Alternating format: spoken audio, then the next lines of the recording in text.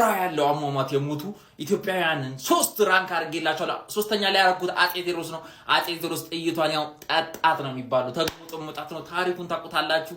ህዝቡንም ራሱንም ከወርደት ያዳነው። ሁለተኛ ያደረኩት አቡነ ጴጥሮስና አቡነ ጴጥሮስ ማለት ኦራ ትጠላላችሁ። በቃ አቡነ ጴጥሮስ ማለት ነው ጣሊያን አስሯቸው ህዝቡን ይገዝቱልን። እኛ መላጨላ እንገጮታለን። ያራዳ ልጅ ቪኤት ይገጮታል በዚህ ቋንቋ ምናምን ነው አላችሁ ጣሊያኖች አቡነ ጴጥሮስ እንኳን ህዝቡ ሳር ቅጠሉ አይገዛላችሁም አሏቸው። ነው ተማዘዙላችሁ። የጣሊያን ጦር ተደረደረ እንዲያቀባበለባቸው ከ5 በላይ የጣሊያን ጦሮች ነው። የመጨረሻ ንግግር አለዎት አሏቸው። ጀርባ ተሰጥቶ ነው የሚተኮስብኝ። አቡነ ጴጥሮስ የምን ጀርባ መስጠት ነው? ና ግንባሬ ላይ ልቀቀው ነው ያሉት።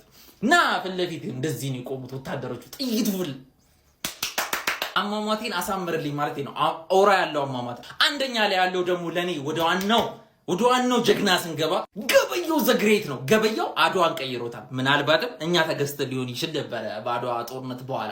ምክንያቱም የገበየው ጦርነቱ ላይ አንድ ግለሰብ መሆኑን አትመልከቱ።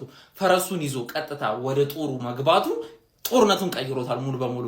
የጣሊያን ጦር አምቡሽ ሊያደርግ ትራፕ ሰርቶ ወጥመድ ሰርቶ አምቡሽ ሊያደርግ አሰበና የኢትዮጵያን ጦር ሜንታሊቲ ለመምታት በሚል በአንድ ፍሮንት ላይ በተከታታይ መድፎችና ተኩሶችን ይለቅበታል ማለት ነው። ያ ጦር ደነገጠ፣ መሸሽም ጀመረ።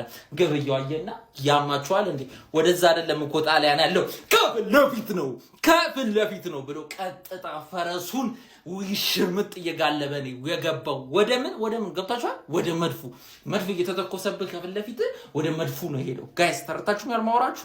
ገበየውም እኔ ከጀርባዬማ ማንንም መጥቶ አይጠለኝም ና ከፊት ለፊት ብሎ የጣሊያንን ጦር ደርምሶ ገባ። የጣሊያን ጦር ግን ያው በተከታታይ ባከታተለው የጥይትና የመድፍ ጋጋታ በዛ መሃል የተመታው በመድፍ በጥይት የተመታው ተበሳስቶ ማለት ነው። ጀግናው ተበሳስቶ ነው የሞተው። ከዚህ በላይ ኦራ የለም።